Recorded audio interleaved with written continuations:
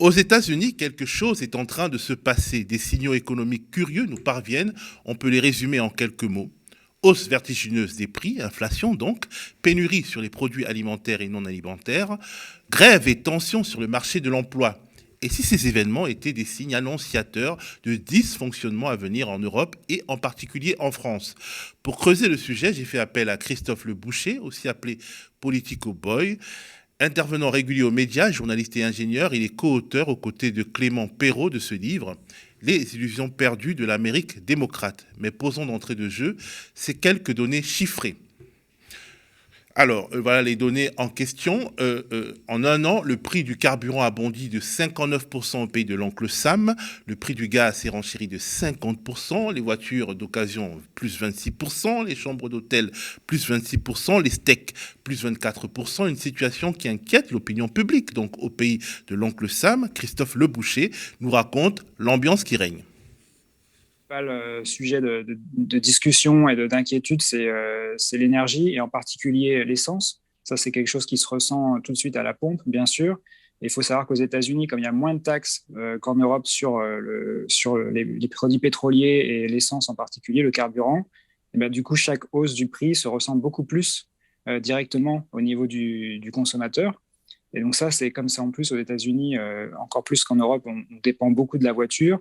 Donc c'est quelque chose qui tout de suite inquiète et fait parler nécessairement. On observe aussi des hausses de prix sur l'alimentation, en particulier tout ce qui est produits carnés, viande, œufs, lait. Même si elles sont pour l'instant limitées, le spectre des pénuries rôde également, surtout que les fêtes de fin d'année arrivent. C'est un problème qui a été évoqué plusieurs fois, en particulier au niveau des fêtes, donc Thanksgiving d'abord, et avec les dindes, l'approvisionnement de différentes choses. Et puis Noël après, même la Maison-Blanche avait évoqué qu'il allait peut-être y avoir des soucis. Donc c'est quelque chose qui a anticipé politiquement un petit peu, et puis dans la tête des gens, oui.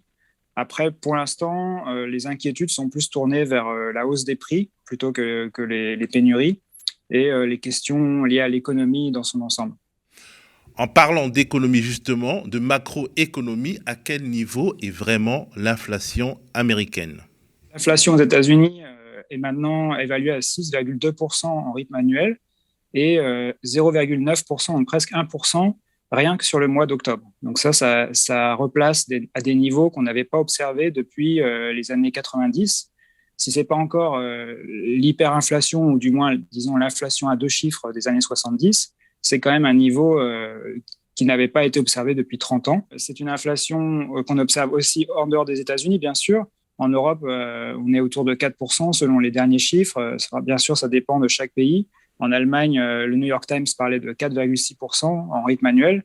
Donc, c'est en gros, aux États-Unis, 2 points de plus que ce qu'on peut observer en Europe.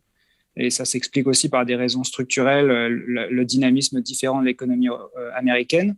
Donc, d'un certain côté, ce n'est pas limité aux États-Unis, mais c'est ressenti un peu plus fortement aux États-Unis et sur des produits, comme on disait, de consommation courante qui ont tendance à provoquer l'inquiétude ou parfois la colère des consommateurs. Il y a différents facteurs. En gros, ça vient quand même de la reprise économique après le Covid. Alors, sur les biens de consommation courante, les biens manufacturés, on met en cause les chaînes d'approvisionnement, tout ce qui se fabrique en Chine, tout ce qui demande différents composants. Il y a aussi eu l'impact, il ne faut pas oublier, aux États-Unis,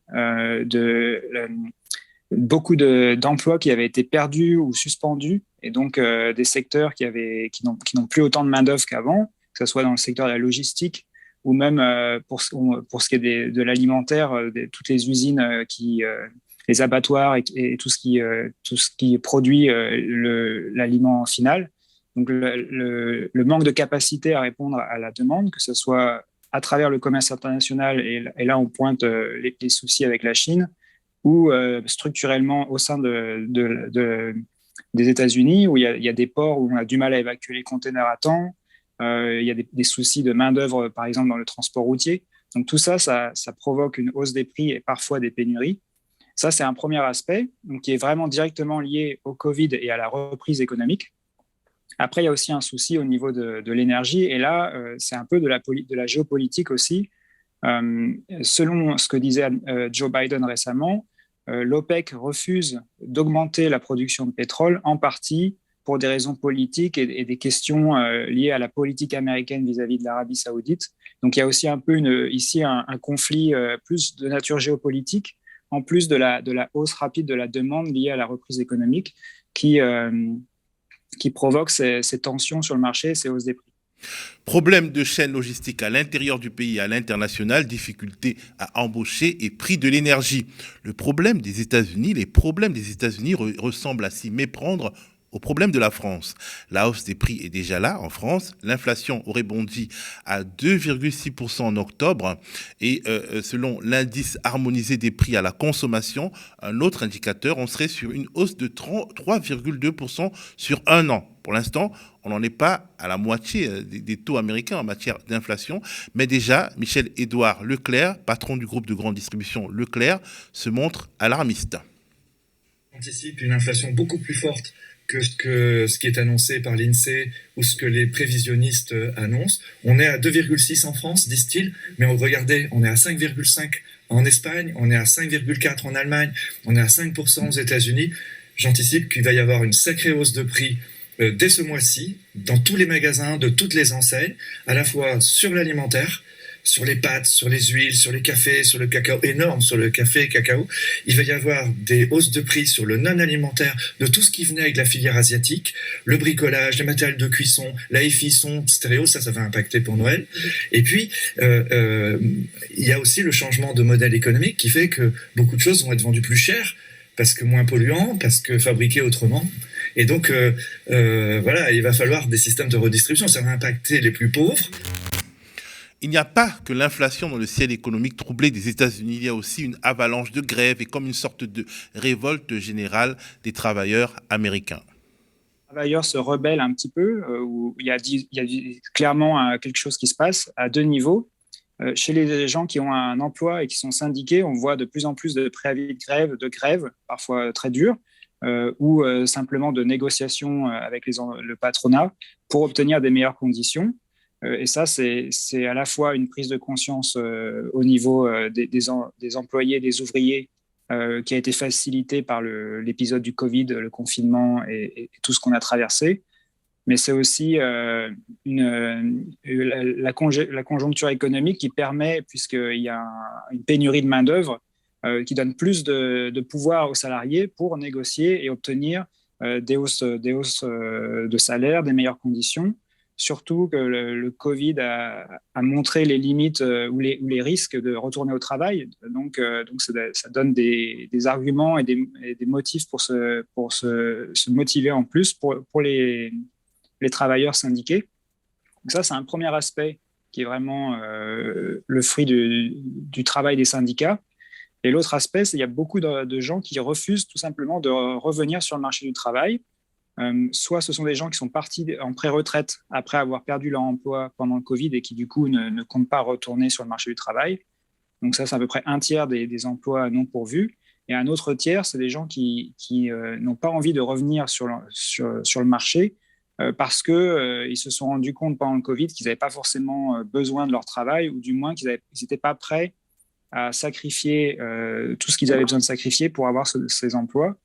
Donc, parce que les conditions salariales ou les conditions de travail ne sont pas suffisamment favorables pour eux, ils préfèrent gagner un peu moins d'argent et rester chez eux, s'occuper de leurs enfants, par exemple. Et puis, il y a aussi une pénurie de main-d'œuvre dans ces écoles.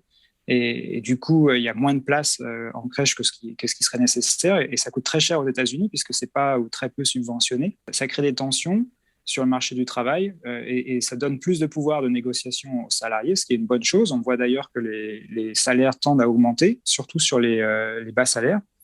Mais ça provoque aussi des pénuries de main-d'œuvre dans certains secteurs, en particulier tout ce qui touche au tourisme ou à la restauration et à la logistique, ce qui du coup se retransmet après dans l'inflation. Encore des réalités qui nous rappellent les nôtres. Et qu'est-ce que font les dirigeants américains, les différents pouvoirs américains, pour pousser les travailleurs à retourner à leur poste de travail? Eh bien, comme le nôtre, comme nos dirigeants, ils diminuent les allocations chômage. Mais alerte spoiler, ça ne marche pas. États-Unis, la logique, ça avait été d'augmenter les aides pour les chômeurs pendant le Covid pour qu'ils puissent subvenir à leurs besoins pendant le confinement. Et là où en France, on a fait plutôt un recours au chômage partiel. Et donc aux États-Unis, quand l'économie est repartie, il y a eu beaucoup de gens qui se sont dit, surtout du Parti républicain, qui ont dit il faut supprimer les aides aux chômeurs pour que les gens retournent travailler. Donc ça a été fait en particulier dans les États républicains, alors que des États démocrates avaient conservé plus longtemps les aides pour les chômeurs. Et on a vu que ça n'a eu aucun impact, voire un impact négatif sur l'emploi. Donc la leçon empirique de ça, c'est que si on baisse les aides pour les chômeurs, ça n'aide pas au retour à l'emploi. Donc il n'y a pas de raison que ça fonctionne en France, puisque ça ne fonctionne pas aux États-Unis, alors qu'en plus aux États-Unis, c'est un marché de l'emploi qui est plus, on va dire, flexible ou plus fluide. Donc il y a encore moins de raisons que ça marche qu'en France.